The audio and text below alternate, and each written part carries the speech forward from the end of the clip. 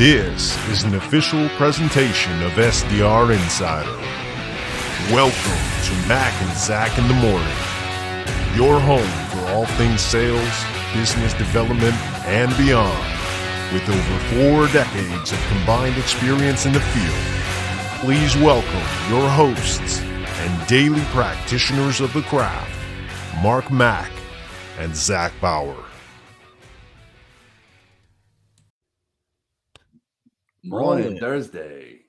Big time Thursday. Man, we got a good show today. We got Drew Kluender from Orem. We used Orem at our last job, or at Title, I should say, because Celix uses their own platform, so that's cool. Yeah. I've used Connect and Sell. I've used Phone Burner. I've used Monster Connect. I've used all kinds of things. So I'm real excited to talk to this guy today. See what it's like actually being an SDR at Orem. Could you imagine that? I would think either the expectations are higher or lower. I don't know. Yeah, because I heard you have the tool. I heard they have to make like 10 million calls a day. Just so easy though, right? Just run that thing. So yeah, man. So how you feeling this morning? You were dealing with some kid stuff. Yeah, man. You know, it's fall, so we got all the fun sludge going around. But all in all, everybody's good. So we're here. We made it. Yeah. And another day. So no doubt. It does say on the top of my screen, Kellen Caspier, but it's not. It's Drew Kluender from Orem coming in today. I will update that. I don't know. It doesn't send to LinkedIn. That's just like a thing that doesn't say that on LinkedIn. I see it on Restream. Yeah. If we send it over to YouTube, it might show up. But for now, we're good. Are we broadcasting on YouTube also? Not yet. It's in the works. We'll get that set up. But all right. Cool. Well, let's bring him in, man. Let's get chatting about this Orem thing, man. There he is. Nice. Morning, you like me, you got the light above your head that just makes you look like you got a halo. Yep. That's awesome. Morning, guys. Happy Thursday. Yeah, absolutely, brother. Are you in like looks like a gaming chair you have there? Like, yeah, I got one of these secret lab chairs. I thought I'd invest some money in a decent chair. Good investment. Happy with it. Yeah. What is it called? It's called Secret Lab. I think technically it is a gaming chair. Okay. Yeah, you got to be comfortable, especially if you're on the phone and you're making calls or you're sitting in front of the computer all day. My wife, all of a sudden, she gets an office, has to work from home 3 days a week. So we set her up in the den over there, which actually I like. I think because we got a big giant like glider door that leads out to the back. So she's got great like light and like a big TV's up on the wall and like a couch and like she could hang. And I was like, I gotta move in there. I like my man cave here, but I might actually move in there. I don't know. But yeah, she just got a new chair, a lazy boy leather. It's all nicety nice, and mine's got holes in it and stuff. But you got to get yourself a good chair because if you're going to be sitting in it, or get yourself anybody out there who's working from home, who's feeling a little like sitting down all day is crushing their legs or their butt, or things are falling asleep. Get yourself a sit stand. It's the best thing I've ever bought. I mean, it was a lot of money. What's up, Brad? It's a lot of money. It was like almost $1,000, but I'll tell you what, man, 75 inches wide. I got enough space. And then, halfway through the day, I move it up and it's awesome. Pop on the conversation machine and we're good to go. So Drew Kluender from Orem. Where are you calling in from, Drew? Cincinnati, Ohio. Nice. Cincinnati, WKRP. Is there really a WKRP over there? Or no, it's not. WCPO. WCPO is a big radio station. There used to be a show on TV called WKRP in Cincinnati. Could be a WKRP. I don't know if you know it. I'm not a radio guy, so I don't used to have, well, it wasn't on the radio. They were the radio. Like the TV show was the radio station. About the radio. It was about the radio station, and it had the famous Lonnie Anderson was like the receptionist at and it had a couple of other characters I don't remember quite well. Another I don't know if anybody out there remembers. Brad, I don't know if you remember WKRP. I think only some people around my age would know that, but either way. So hey, man. So tell us about how did you get started at Orem? Was that like your first? I didn't take a quick look at your resume, but talk to us about your journey from when you started there. Yeah, so this is my second like sort of legit startup. I started at the data company Seamless. So Oh, basically the quick 3-minute path was I was studying engineering in college, didn't really love it. So I was like, I had one internship. Like I got to figure out something else. I can't talk to these engineers all day. And basically started calling family and friends, and got a hold of a guy who was working for a software company, and asked him. I was like, do you know any products or companies that you think the product's cool or you would like to sell for? Like, yeah, check out the Seamless company. We use them for data. And so I was like, all right, great. So reached out to one of at the time, I think there were like 70 people. Reached out to one of the VPs over there, got him on the phone. 70 people. You might as well have called Brandon, right? Yeah, pretty much, pretty much. They had just this was just prior to COVID, so they Wow. just moved out. Like the week they moved out of the office. Wow. So I've never really actually been in an office, which I'm sure is a good time. But yeah, got him on the phone. Asked for an internship, said no, and then basically I was like, I just want to see what software sales is. Said, and I called him back. I was like, I'll work for free, man. Can I just come hang for a couple days? Oh He wow. said, if you can be in my house tomorrow at 7, deal. I was like, cool, let's give it a go. So I got to see end of month, last couple days. It was Seamless is naturally like a high volume, high paced, a lot of calls. I was like, this is awesome. How do I get on? So got an internship, did good, got offered full time, decided to take it, Wow. and did some cool stuff, and then decided to make the move over to Orem. Here we are.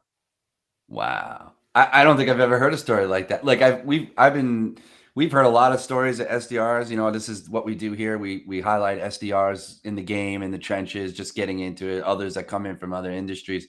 But what you said that really blew my mind is you didn't give up, man. You called him and you were like, I want an intern. Do you have an internship for me? He was like, no, but you kept at it. You like, can I work for free? I mean, that's awesome. It's like And then you checked that out and you did what you had to do and you got it. And I think that's persistence pays off. That's what my father always told me. So Yeah. kudos to you, man. And so talk to us about, like, obviously what drew you to Orem? Was it the power of the machine itself or what? Like, Yeah, I'd say it was a couple of things. One, I like talking about the whole sales process, and I could sort of do that with the data, but the data is like the first step. And so with Orem, I get to talk about it all. I get to talk about how are you using outreach with sequences, how are you using data.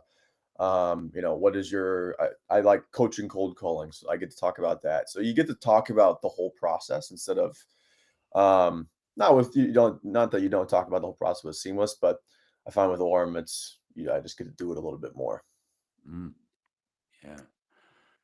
Wow, cool. And so, like, I've I've got a lot of experience. Zach's got some experience, a lot of experience on Orem. We had Orem at Title.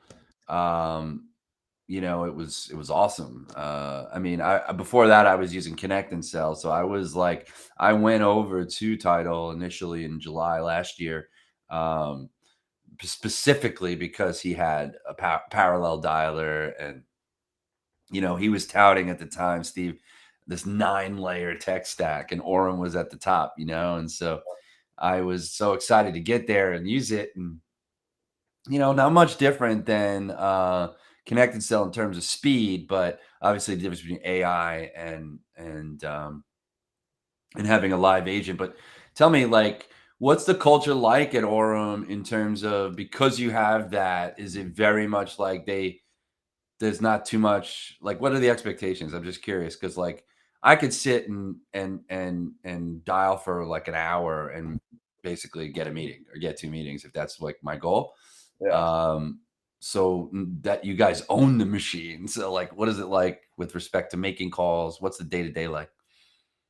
Yeah. So the thing with Orem is like the way we sell and the way we hit the first interaction with our clients is in our outreach is sort of how people are going to remember us. So when they're going through a trial, they think, well, how did Orem do it? So we don't like we want to make sure we maintain like a personalized strategic approach. So like the motto is like strategic at scale. How can we keep a strategic personalized approach, but also get a high level of volume and get the best of both worlds. So that's what we sort of aim with generally is like it's not a spray and pray type thing. Orem is for some folks one of the more expensive things in their tech stack, but it can also make a 2 to 3x increase in pipeline. Yeah, so it's interesting to see. One of the things I've enjoyed most is seeing how other folks, what they're doing in terms of volume. And a lot of times, when people say strategic, like, what do you actually mean by strategic? All they mean is they go to LinkedIn, they see if they got some funding, maybe they look up, if they're hiring for jobs, and like that's strategic. That's commoditized though, right? I mean, if you're getting information, it's like stock market, right? If all of a sudden you're getting a tip on the news about a stock going whatever direction, it's too Uh-huh. late. It's too late, right? Like, so if you're saying like strategic is just volume, that's not, or strategic is so surface level as like, oh, you got funding. Well, 100 people called that person that day and said the same exact thing. I think maybe there are ways to use that data and be more strategic in the type of question you might ask. Zach, I mean, Zach does a great job of like looking at the pain subject and go and formulating a question that makes the person go, I never thought of that, Mhm. or that makes me think. Like, oh, congratulations on your round of funding. Like I said, you sound like 17 other people that called me today because the announcement went out yesterday.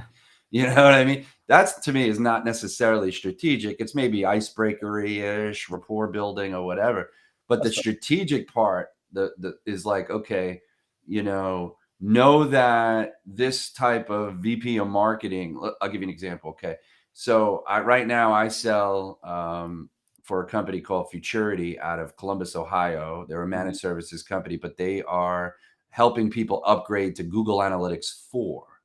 Right? Google Analytics 4 is the new version of Universal Analytics, which is going to be discontinued in July of next year. Now, the fact that GA4 is using a completely different set of metrics than Universal, you're not going to get year over year data from last year to this year. So who does that matter to?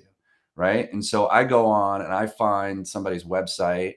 I go on to builtwith.com. I find out they are still only running Universal Analytics. Now I'm calling the VP of marketing who has to report to the CEO, who has to report to the board and give them the numbers on activity and sales and marketing and all that kind of stuff. And Mhm. now I'm tapping into the pain. That's strategic. That's where I'm getting strategic is I'm actually finding the data that I could use, intent.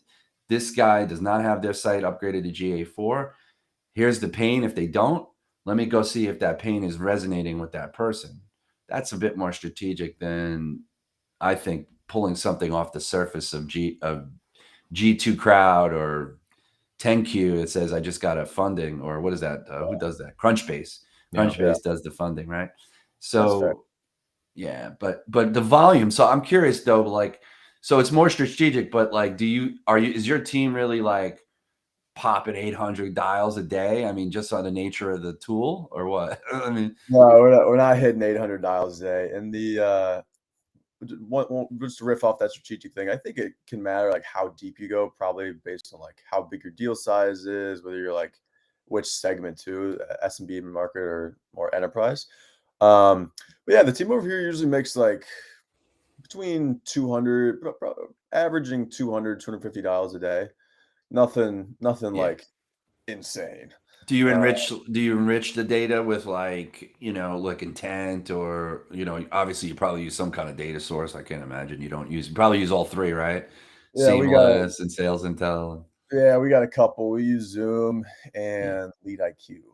Lead IQ. Yeah. Awesome. I haven't tried that. That's one I haven't tried. I've used Sales Intel. I'm using Sales Intel now. I've used Zoom Info and Seamless, and I saw Apollo, a little bit of Apollo, but yeah, that's pretty cool. So how long have you been there? About 8 months. Oh wow, okay, Yeah. awesome. Cool. Is that something like? Um, has anybody wooed you from like Connect and Sell or other phone companies or Uh, dialers? I haven't been wooed by other No, phone companies. The that's cool. Connect and Sell you could call them our biggest competitor, but they really don't. They've sort of seem to be happy with the size that they're at, Yeah. at least from what I can tell. They've done any funding or anything like that. Yep. Chris Beal, he's a monster, man. He's done all of it on his own dime, and I give him so much props. They're a little different, I think, though, in the fact that, and I don't know, you said this earlier about maybe doing some coaching. They have their whole flight school. So Yeah. the flight school is where their consulting comes in. They come in and they really help you, maybe help build out your talk track better, your sequencing better, and like, your pipe, your funnel, make sure you have those kinds of things in place properly, which is really smart.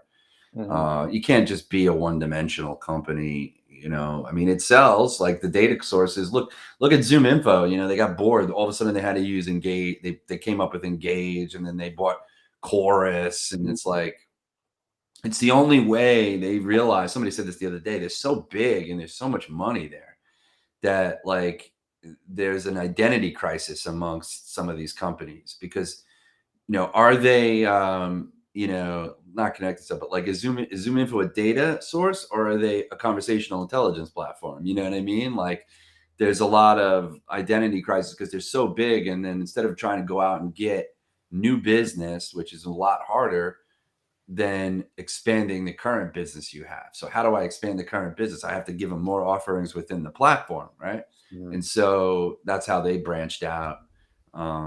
But you're right, connected cell, you don't care. And so many people have approached him and said, why don't you like come up with maybe an entry level product because it's so expensive. It's like $3,000 a month, for the kind of decent package.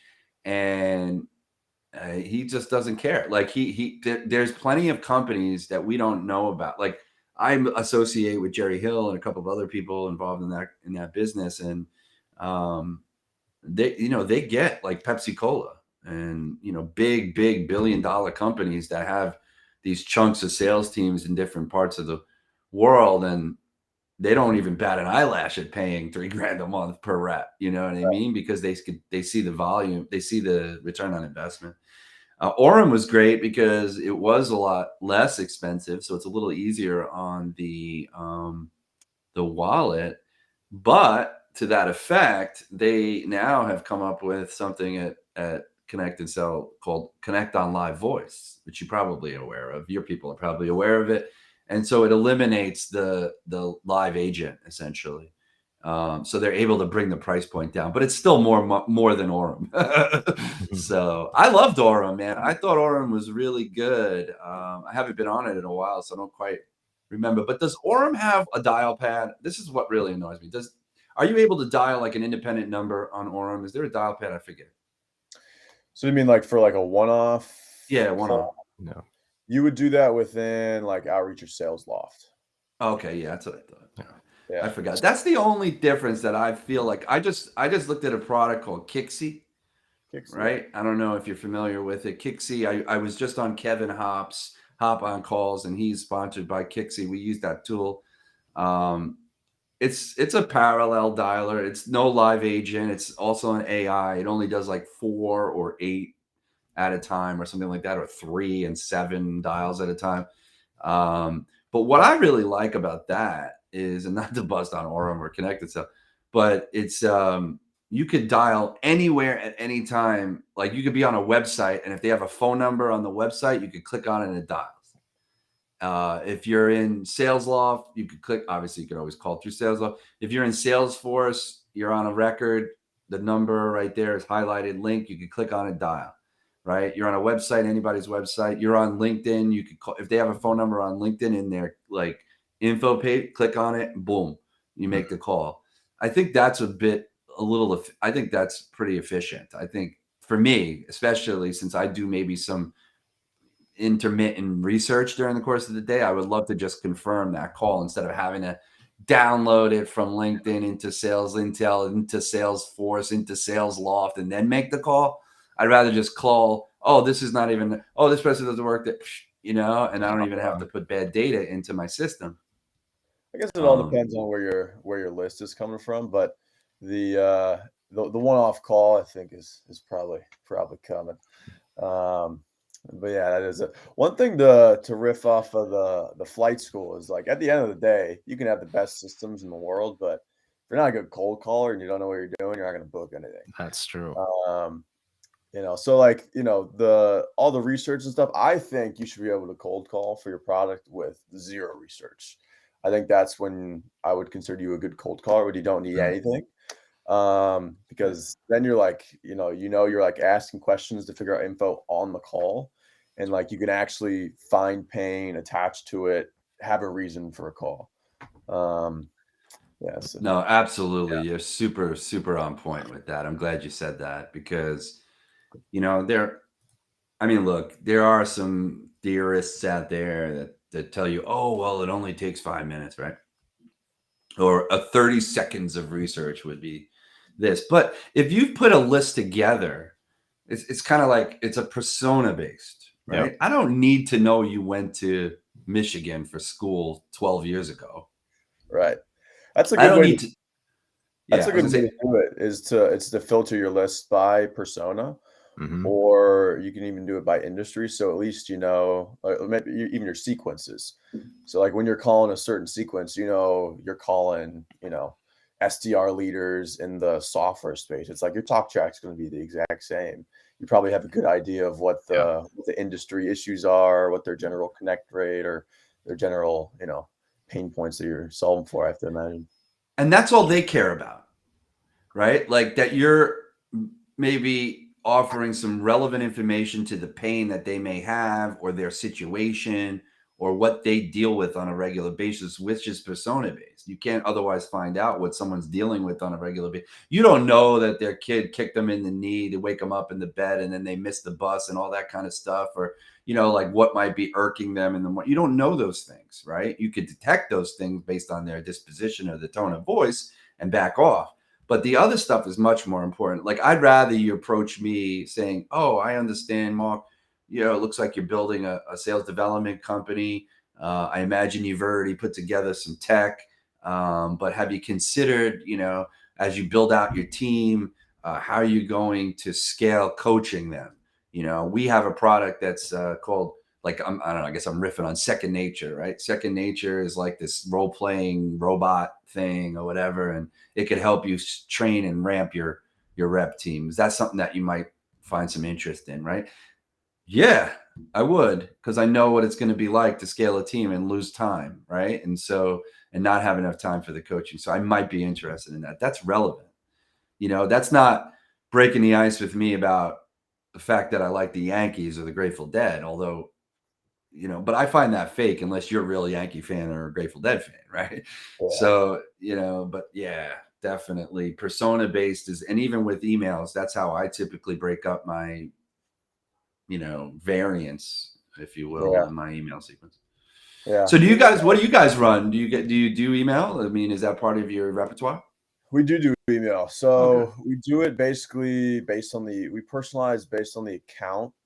At least people do it to different stuff on different teams, but we typically personalize based on the account. So then when we're sequencing 5 to 7 people, that's usually what they're going to get. We'll bring in tech stack info, but for me personally, like I get 85% of my wins over the phone. So it's like I just want to get them on the phone. I'll add a couple extra people into sequence that maybe aren't the DMs. So it's like I'll info mine, then that second conversation, I got that, whatever info I wanted. I can go back up to the, whoever I really want to talk to, and have a little bit more intuitive conversation. Yeah. Drew, I'm curious. We talk a little bit about personas, and sometimes people get worried about not keeping that process human, right? Because like people hear persona and they think you're just boxing prospects in, right? So how do you keep that conversation, human to human? I would lead with a lot of questions. I think one of the easiest things to do on a cold call is like talk too much. Um, and so if basically the structure that I would recommend is like, an initial opener, permission based, and I know you work well, but you don't necessarily have to do that. Then like a sentence value prop. That's it of what you do, and then ask a general qualifying question to get them talking. Because once the prospect is talking, then they're not thinking about you um, as much. And I think getting a back and forth conversation is the most important thing on like how to stay human, especially in a remote setting, and sort of just act like you're talking to somebody hanging out at a bar, or walking down the street. Yeah, For that's how sure. you turn 5-minute conversations into 20-minute conversations. I had this call the other day, right? I actually sent it to a friend and I cut it off because in the middle, like at the 8-minute mark, which I already got the meeting. So at the 8-minute mark, the guy goes, well, let me go. Wait a minute. So he was trying to tell me something to illustrate something. And then all of a sudden he goes, well, I think I got to, you know what? Let me go back 10 years. Let me start there. And I'm like, I like put my Yeah. coffee down. I put my book down. I'm like, what are you going to do? Let them talk, I had to wrangle it in eventually because I'm like, hey man, I got another call I got to get to. So I'll see you Thursday. But, but no, definitely get people talking, man. So awesome. Yeah. Yeah. Sometimes you get some talkers on the phone, and they're on the verge of wasting your time, but So I've heard a lot of interesting, like, because your business is about um producing outcomes, right? Like getting to the outcome faster because of the nature of the way the tool works. How do you work that into your like what are some of the key questions that you ask people that are a little bit more kind of, on like to get them to illuminate that they really do have a problem in that area? Yeah, so I'd say there's two things. One is the people that know they got a problem, and you just got to ask. It's like, hey, how's your outbound calling process? And they'd be like, it sucks. We're booking no meetings. It's like, okay, that's easy. The other one is the ones that, maybe they're booking like 2, maybe 3 meetings a week. They're making 30 dials a day, and they don't realize there's a better process. Mhm. So like a question I'd ask is like, once I give the value prop is like, would more conversations for your reps, is that something you think would increase pipeline? Something like that. So it's trying to sort of like build a little gap in there of like, hey, do you think basically I'm asking, do you think you could be doing better? And usually I get pretty good responses from that. Well, I would imagine everybody says, yeah, I think it could be better because better means more volume, more money, more commissions, even for the sales manager, more success, right? So it's probably it's like almost one of those loaded questions you're going to get a yes to, right? But let me ask you this. I was thinking about like, okay, so a lot of times what we'll ask a client is because we're going to accelerate the amount of call it discovery calls that they're going to have to produce. I often I have a bit of a question Q&A piece that talks a lot about their AE team. Like how much could you like how many meetings are you guys doing now per week? How many are you turning into like the pipeline? And then how many more can you handle? Like if all of a sudden they're going to hire us and we're going to be just like if they buy Orem, they're inherently going to have more conversations, hence more potential meetings. Can the sales team on the account executive side, can they handle it? Do you ever get into talking to them, asking them about that, like maybe backing it up, like starting where the future would look like and then saying, well, you're not equipped to handle it. You might need this tool, right? Like for that reason. I like that question. Like I think that would actually work. I haven't been asking that. Is like, could your AE team, could they handle more meetings? Because you're almost painting the picture that they're guaranteed to get more meetings with right. You're Orem. assuming I like the assumption frame of like, hey, you're gonna get more meetings. Can you handle it? Like, are you ready? I think that's strong. You know what it does? It just makes them think. It makes Yeah. them wonder. It's like, holy shit, is this for real? Like, can I really look? That's the bottom line. I think one of the best things about Orem and the dialers out there, the parallel dialers particularly, because of the volume it can provide to you, is the reason why a lot of what we hear about the SDR kind of role being so difficult and so painstaking and no one lasts in it is because it's not fun if you're dialing manually and you're getting like 3 conversations a day. Like if I don't use Connect Cell or Orem or something during the course of the day, I look back at my day and I go, that was like I might even have made just one-offs and I might have actually learned something. I'm a big believer in it's about conversations and learning something. But if I end the day and I had 3 conversations, even if I get 1 meeting, I'm like, that really wasn't a good day.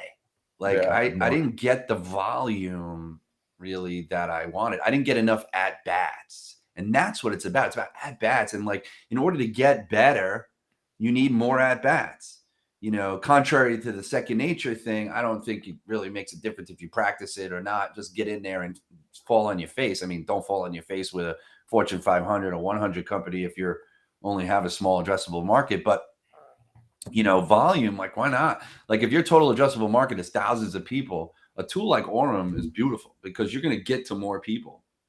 And the way I look at Orem as like, you know, a tool like that empowers the rep not only to be able to have those conversations, but like I could go during the course of the day, I could go and do a whole lot of other things. I could put an email campaign together. I could build out another talk track. I could do my research on LinkedIn. I could cut up this video into a bunch of pieces of content. I could look at my watch and go, shoot, it's 2 o'clock. Okay, no worries. Pop in Orem, an hour's worth of dialing. I'm getting 2 meetings. You know, it gives you options. It gives you like peace. It gives me peace of mind. You know, try that. Like I would say talking to people about that. Like I always felt like I could be a really good rep at Orem and Connected Cell because I love the tool and I know what it could do for you. And I will talk about it in terms of that personal attachment to it. Orem gives me the opportunity to play with my son at 5 o'clock, pick him up at 5 o'clock because all I needed was 2 to 4 to make calls to meet my day quota or, you know, at least get a good day in. You know, I'm not really about quota because I don't stop if I just get 1 and that's all I need. So, yeah, what do you think of that? I mean, we're hiring, so you know. No, I don't mean that. I just meant like building the story. Like think about building that story about what it really means to you, what it really means to that sales manager. Like that sales manager can now have peace of mind that, you know, he doesn't have to be like I remember being in a room in a role. I remember like my old, like this guy who was supposedly my supervisor for a minute. He one day he calls me up in like noon and he's like, I see that you haven't made any calls yet today. And I'm like, yeah, and you know, like I'm about to jump on Orem and I'll have the 2 meetings that you expect from me in like an hour and a half. So what are you worried about? You know, like well, I think when you're a new rep, the biggest thing to focus on first is volume. Because like and getting the at bats and just getting used to being on the phones. You know, I know when a lot of new reps start, like they're sort of almost scared to call, and like a lot of reps will like not want someone to pick up, which is, you know, the only way to do that is exposure therapy. You just got to get in and get out. So yeah, that's Orem. You know, one of the values is like, hey, your reps are going to ramp faster because they're getting into more conversations. They're going to hear more objections. That's what you want. You want the reps to, you know, fail quick and fail hard and fail fast so they can get good, then start booking actual meetings. But yeah, the formula of like focus on volume first, and then, you know, once you get used to the level of work, you can focus on quality because a lot of brand new SDRs are straight out of college. It's their first job. You know, they're still learning how to be professional. They're still learning what a real job looks like. And couple that on top of they've never been in the office, so they're working at other. They hop out of their bed, don't make it, and start making cold calls. Like that's not the best situation necessarily for reps. So if you can enable them to at least get into the conversations, I think that's a good start. Yeah. I like that. Mark, you can probably attest to this. Like I'm very much of the mindset that you can have quality and quantity, right? To a degree. And a lot of that, like Drew, you already touched on this, like how you navigate those calls and your ability to pull out that information and not having to spend, 5, 10, 20 minutes on research ahead of making that dial.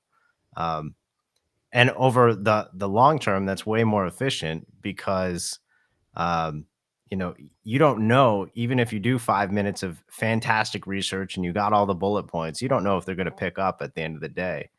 Um, so you're just able to capitalize on that like repeatedly. Yeah. So Well, you could do all that research and then get hit with I'm not interested and not know how to deal with it, and boom. yeah, And then you're done. So it's like the research, I'd say knowing your objection handles is as it's all important.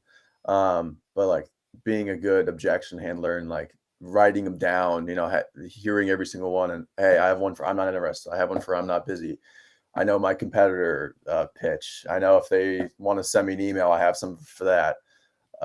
So I think just general preparation, which is actually one of the guys I work with named Nick Bonji. That's really what sets him apart is just being prepared. Like he's He has a rebuttal book. maybe I don't know about You know what that is? Yeah, have you seen those objection cards?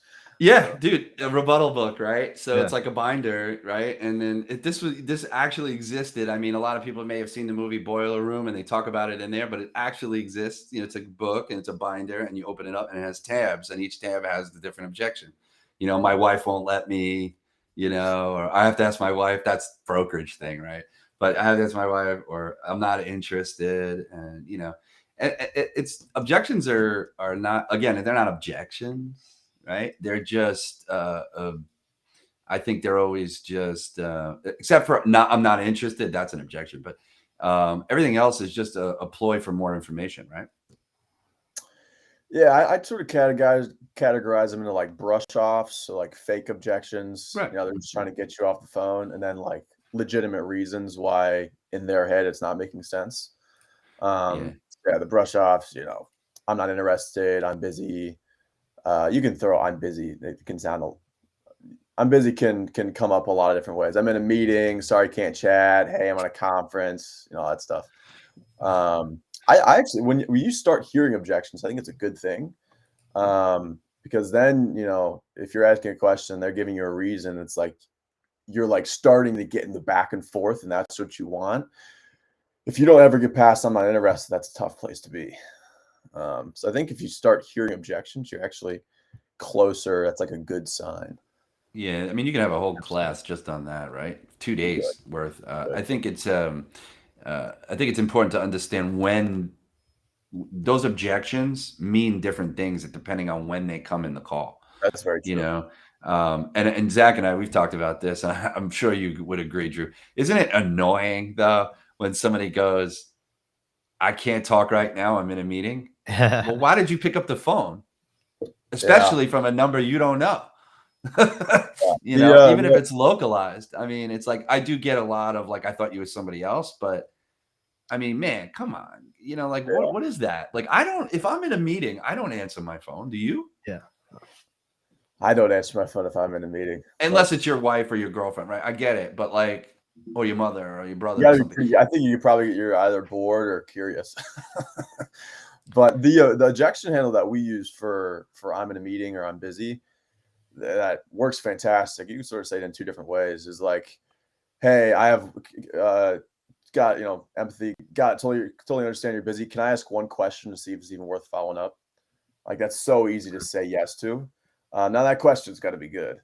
But if in the back of your head you probably got like 90 seconds, you can sort of get in and get out quick. I know you mentioned local dialing, Mark. Orem actually found that local dialing, we actually don't recommend it because like that's what all the robo dialers are doing. Mm. So it actually doesn't help your connect rate, Yeah. which is interesting.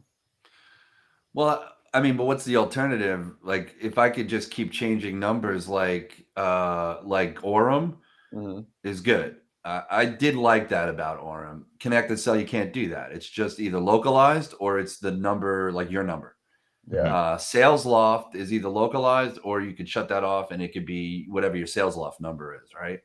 The fear in that, though, for me is that number eventually will spam out, Oh, like could potentially spam out, even if it's your own cell phone number.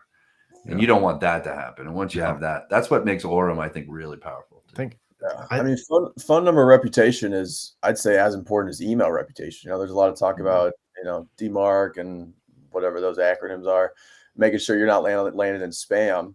But like your phone number reputation is as important. Especially if you're relying your business 95% of it on phone. Yeah. Right, right. The way Orem handles that is they just give you 20 numbers a month, call it a day. So 20. I think We it's only I think got it's 10, man. What was yeah, that? You could get 20? Maybe it's 10 to 20. I'm not an AE yet, so blame it on that. I think it's 10, but all right. If Yeah, it's 20, then we got robbed.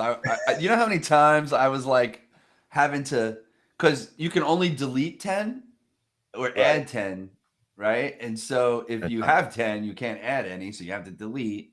And then there could be a point where you can't delete anymore. And, I don't know. I don't think you'll ever have delete, as you always have a space in that regard. But it was always tricky because we would do a lot of calls and I would burn through a number in a day, easy. That's also because we were representing other companies too, right? So like when you've got 3 or 4 different accounts that you're representing, you've got to use more numbers. I think That's true. I didn't really use like local dialing a whole lot when we were on that system. Like obviously not through Orem because it wasn't built in there, but just representing the phone number from the place where the company I was representing was headquartered. And that was always pretty consistent and it seemed to work well. And that way it at least it tied kind of that region, associated with that brand. So it felt more authentic and real as I was representing them.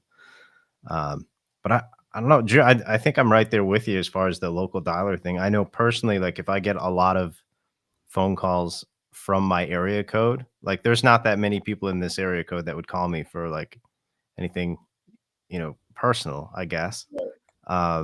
So I don't pick up those calls as often, but I think it's up to the individual. It's going to change, but well, it's a trend, right? I mean, you're kind of talking to me about it. Maybe I'm not so tuned into that, and now I am, right? And that's how these trends happen, right? You tell one person, tell another person, tell another person. You come on a show like this, and we telling 20 people. By the way, what's up, Landon? Good to see you, man. I haven't seen your content in a while. I swear, I feel like you blocked me or something. I can't even pull you up. So shoot me a connection request, man. I miss you. I used to like your content. I don't know what happened, but yeah, no, I feel you now on the localized thing. I'm thinking today, I'm like taking that off. I'm gonna go back to my phone number, baby. There is definitely there's merit to that for sure. Because I don't answer the 908 numbers anymore because I've already made sure that I have my daycare, the school, my wife, and so anything else there you go. is usually BS. Yeah. At the end of the day, you're only as successful as your data. Like data is a massive part of it. So if you don't have a good data source, it's like having a machine gun but not having any ammo. You gotta have cell phone numbers. Well, I'll tell you this though, the data. I don't think any of the data tools, the data sources today are 100%, of course. In fact, they're probably a lot worse than they were maybe pre-COVID.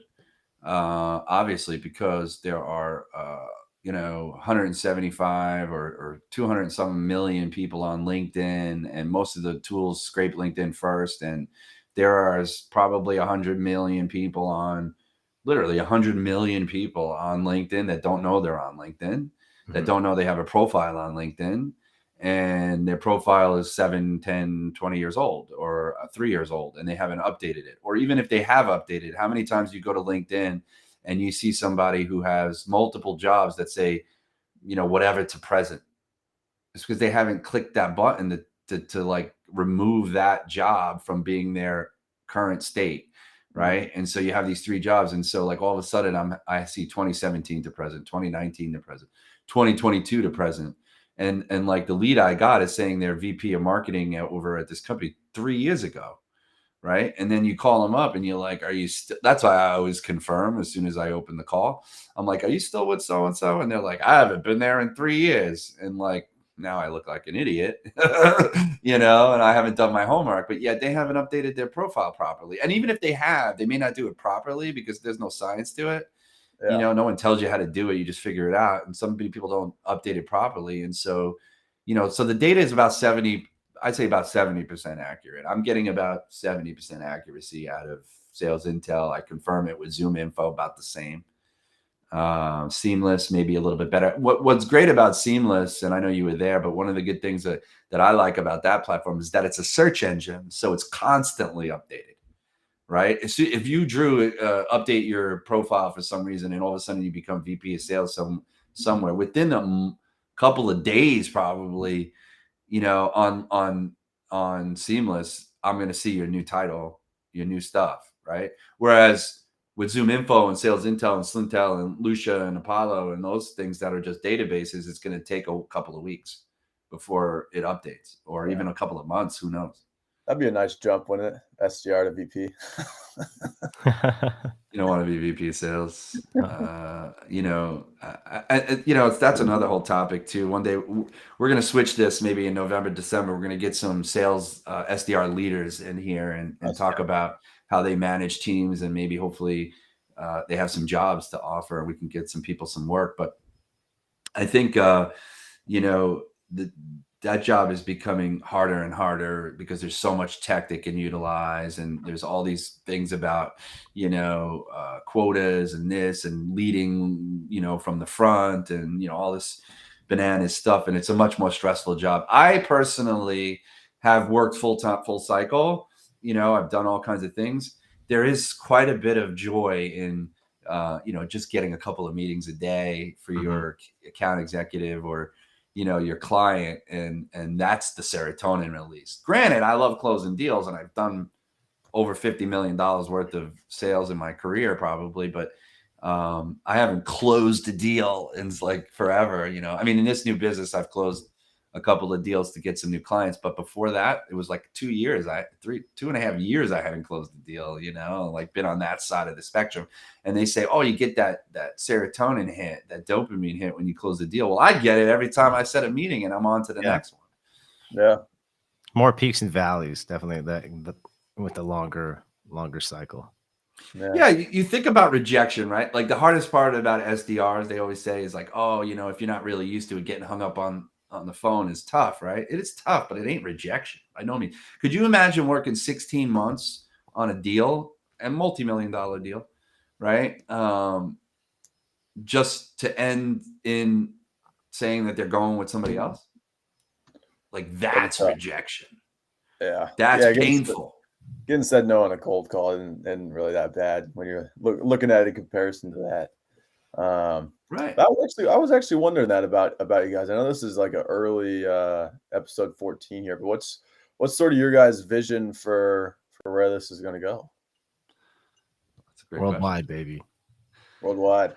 I think the things that I could express to that question, one of the first things that I remember for me, it was like I was thinking about a podcast. I was thinking about a show like this. I used to do live cold calling for groups of people in the Discord, so I always like kind of being. I think I was always like one of those. I probably a year and a half ago, maybe. I remember. Man.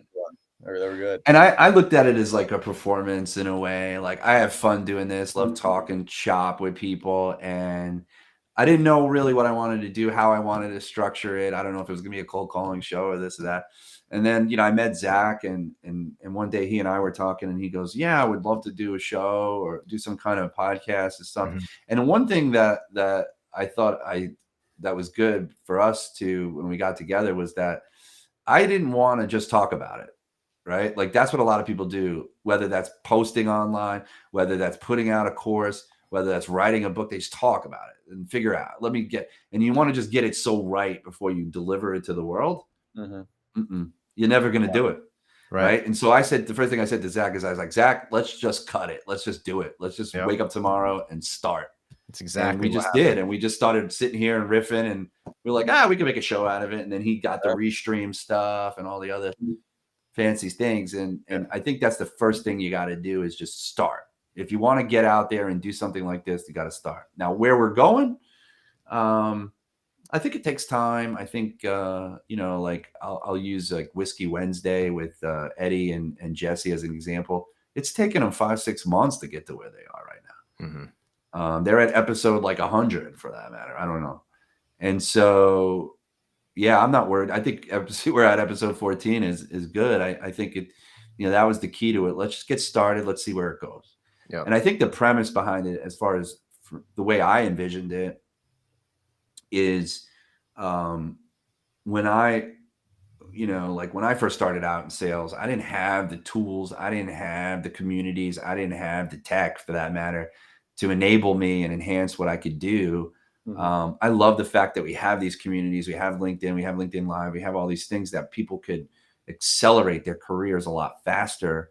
And when I came up with SDR Insider, I wanted a show that spoke to this group of people, like spoke to SDRs, guys like you, Drew, who could come on here and give a little bit of advice on how you do it, inspires other SDRs to stay in the game, right? And to understand that it's not as hard as a lot of people make it out to be, right? It can be actually fun. It can be a job that you don't necessarily churn out in 6 months. Yeah. I've been doing SDR, BDR work for the last 2.5 years. Sure, I'm building a company now and I'll have a team and so on, but it's like I'm always going to be making cold calls, like, because I don't fear it. Yeah, Mark, I think what you just said there is like a really important point of like, I think a lot of people get out of sales or think, don't like it or complain about it or whatever, not because they actually don't like it. It's just because they're not good at it. Because how are you going to not like something you're good at? Probably not going to happen. So it's like, I think putting yourself in an environment where you do have good training and you have a good tech stack and you have people that have been there, done that is super, super important, especially for early SDRs in their career. So I think, making sure that the company you do join, like the training is top tier and you have people that you can reach out to that are open to, sort of mentoring you and showing you the ropes. But also I think it's important for reps to sort of be proactive in that too. Is like, and know that, sort of be humble enough to just go to the top producers and say, hey, can I hang out with you for 3 hours today? And see what you're doing and basically just copy them until you're 70% there. And then, once you're 70% there, add your little uniqueness. I think that's a recipe for success. So with that in mind, who did you kind of shadow? Who was your inspirations and who helped you along? Yeah, first was his name was Blake Nolan at Seamless. He was the guy who gave That's me my rep, Blake Nolan. Yeah, there you go. He's a senior guy now there, right? He's so Mike Hopkins, the CRO, and him and Ryan Feely are right below him. But yeah, so I'd worked in person with him for 6 months, so that was like invaluable to see like what sort of like a VP level guy acts, talks, handles, not only customer facing but interpersonal, intercompany. How do you handle dealing with customer success, stuff like that? And then over at Orem, like guys like Aaron Melamed, who's like damn near the best enterprise rep I've ever seen. Avi Mesh he's a stud. I think he's like 29, but he's a stud. Daisy Chung over here is a stud. I mean, it's awesome to be surrounded by studs. It just makes you that much better. Yeah, Avi Mesh. I think I just connected with him not too long ago. Shout out to him, man. He's I've been checking out his content too. He's putting out some content. He is. It's good. No, that's good to hear. I think that's the thing, man. That's why we started this. We want people to be inspired to do this job. We want people to Like, we've got some ideas. We thought about a newsletter, but I want a newsletter not written by me and Zach. Like, I want it written by you, right? Like, I want you to give me an excerpt that I can put in like next week's newsletter. Here's an excerpt from Drew Kluender at Orem. He says this, like stuff. Like, I want to compile it. I don't want this to be about us. I want it to be about SDRs, right? You see all these other shows. Let's call it Thursday Night Sales. They talk about the junior level stuff because of the questions, but it's just highlighting really Amy and Scott. Nothing against them. I love those guys, right? Like, a lot of these podcasts are all this one-on-one. Like, I want to broad stroke the SDR community. Like, I want people to understand you could come here, you can learn some things from us, you can learn some things from the people we bring on, and we're here for you. We want the inside track on SDRs, whether that's tech, the latest pitch, the latest this, that's the vision that I had. So, Cool.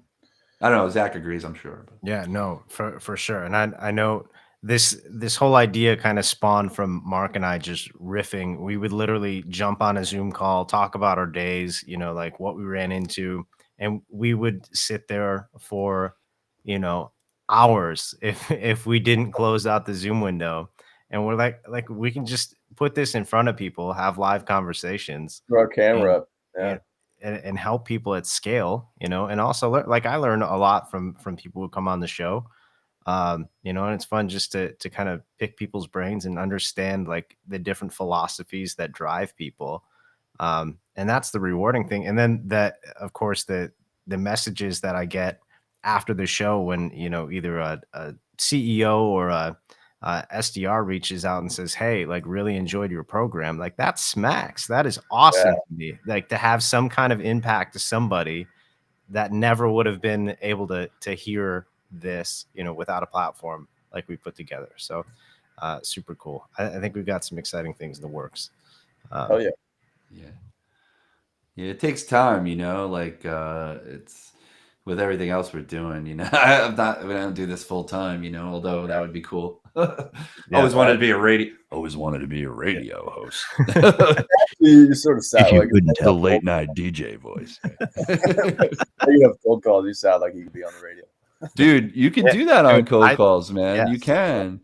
Like I don't know. This is really funny, but Ryan Reiser, he has a little shtick about like whispering. Like, everyone thinks he whispers. He doesn't do that all the time. He just happens to have a story about a guy who, I don't know, I forget he told the story a couple weeks ago, but he just like he returned the message whispering to the person, and like it's effective. Yeah, because nobody expects it. Yeah. It's like, what the fuck? It's a little creepy. Like, a lot of people on the show were like, that's kind of creepy, because you're like, hello. Yeah, well, one thing that does is if you do some, like, it's almost like a good warm-up exercise. If you do something that's like, oh, I can't do this on a cold call, it's like, just do it once. You'll like, you'll be very comfortable with doing your regular pitch now, and it'll sort of give you space. Yeah. It's like open a call, like, crazy. How you think would, like, you get the worst reaction, and then like warm up, it gives you space. Now it's like the regular cold calls, like a walk in the park. Yeah, like here's Diego saying we're making an impact. We love it, man. Yeah. We love you joining the show. Thanks for your support. I one time in one of those calls that I was talking about, like when I had about 6 or 7 people watching in the Discord and me making live cold calls, I did like what Ding, how Ding, Ding Zhang, right? You know how like sometimes he'll just say throw out a word and he'll rap it, like, and put it in the middle of his rap. So I said that to the group. I said, just throw words in the chat and I'll see how I can work it into my pitch. Yeah. My cold call pitch. And so the first word I got was marshmallow.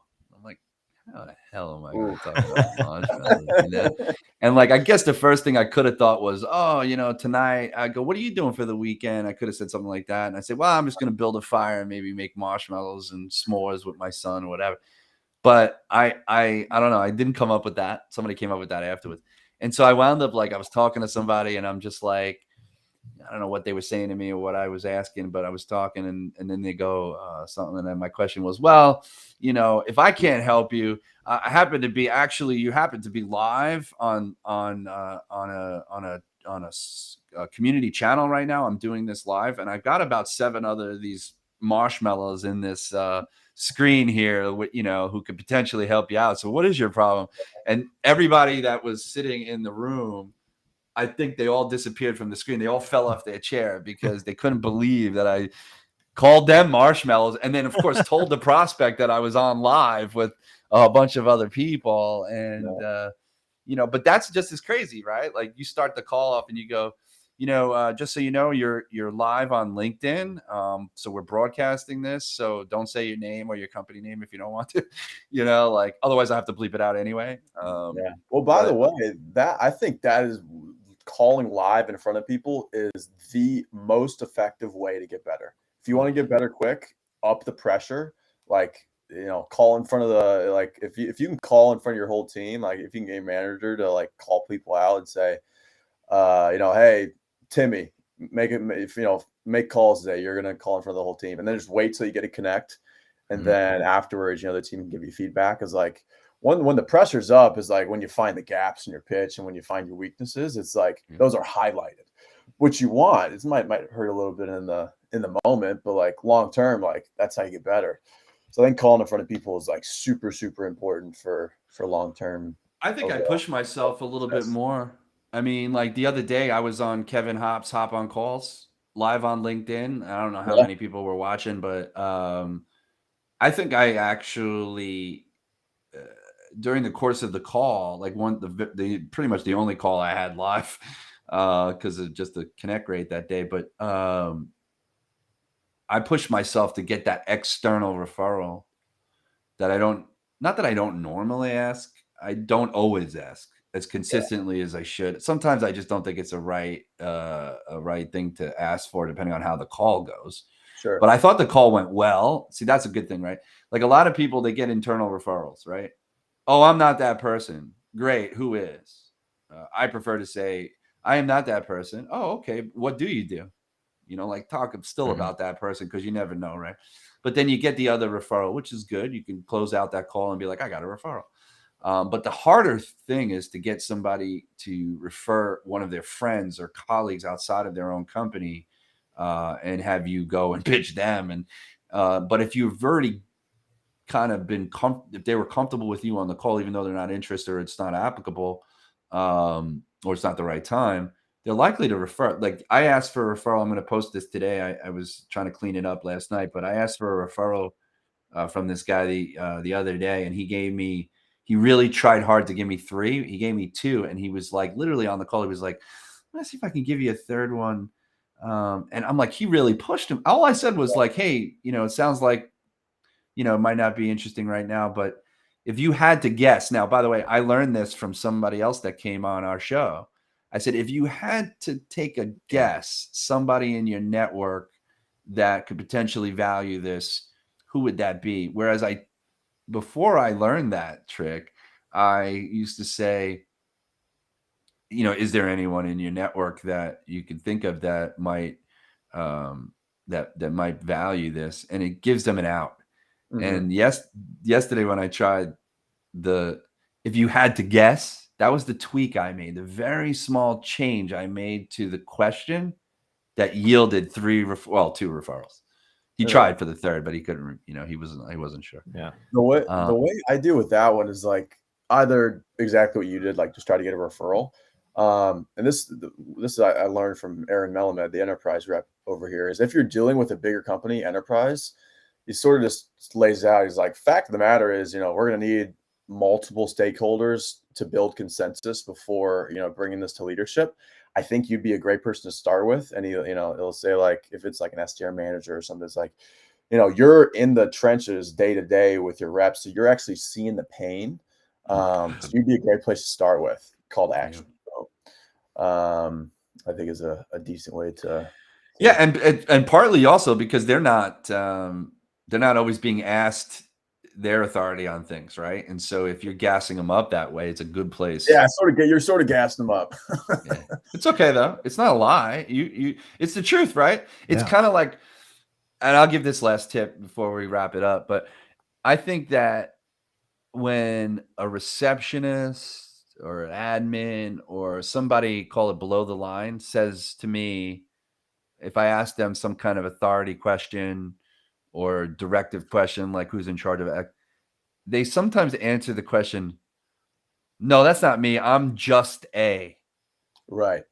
admin. I'm just a lowly salesperson. I'm just a. As soon as I hear just, my knee jerk comment back is, oh man, come on, don't sell yourself that short. I'm sure you're probably one of the most important people in that company. You, especially if it's an admin, I always say, like, you're probably like the CEO, especially if they're the admin to the CEO.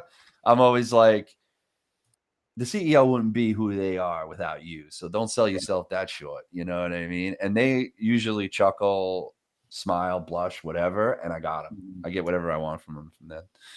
So yeah, definitely. Referrals are key, man. You know, like the other day I got like 4, no meetings, and I got 4 referrals, and Yeah. I know I'll probably get a meeting on Monday with one of them. So yeah, Yeah. it's Last tip from me is I call it the top down referral. It's like my most effective way to set referral meetings is it's like when I'll talk to like a higher level guy, or even if it's equal. I'll send them an email, and I say like, sorry, not the guy. Reach out to, Sarah. Great. Okay. I won't do anything else on the call, and I'll send an email, something along. I think I'll make a post on it today, probably. I'll send an email, something along the lines of like, hey, the subject line via, Tom. Just got off the phone with Tom. He pushed me your way. Thought it could be worth a chat. Reason being value prop. I know, he let me know that the team is doing X and X. Love that you're already invested with this process. How's 4:30 Thursday or Friday? And like, they just reply with the times. It works great. yeah. So I'll make a post on it today. So other people. Oh, top down referrals is Yeah. always key. You know, CEO, what are they going to say? No. Right. Well, the option, they go and ask them if it's legit, or they just say yes. So it's like the Yeah. friction is the no. So easier to say yes. Love it. Well, Drew, you've been a blast to have on the show. Appreciate you coming on this morning, dropping some knowledge about Orem and your philosophies as far as outbound goes. It's been a real pleasure. Where can people find you and follow your journey? Yeah, shoot me on LinkedIn. I've taken like a little month off posting, working on a little promotion, but yeah, I'll start posting here again shortly. So yeah, LinkedIn is the Drew Kluender. LinkedIn. Yeah, Give me a follow. Give me Drew some messages. Clues. You should call yourself Drew Drew's Clues. Clues. There you go. Drew's Clues. That would be I awesome. love that. There you go. Kind of See? like Natalie's Nuggets. You've got Drew's Clues. That would I be love it. so. You That would be dope. Blues Clues. I watched Blues Clues when I was a kid. It's still around. I don't think it's as It's popular still around. as other things. But There you go. Terrible. Well, cool. Well, this has been SDR Insider. Hit up Drew if you need a power dialer. Check out Orem, and we will catch you back here live on LinkedIn Thursdays, 8 a.m. Eastern. awesome. Thanks, fellas. Take care, man. Thanks for coming on. Yeah, thanks for having me.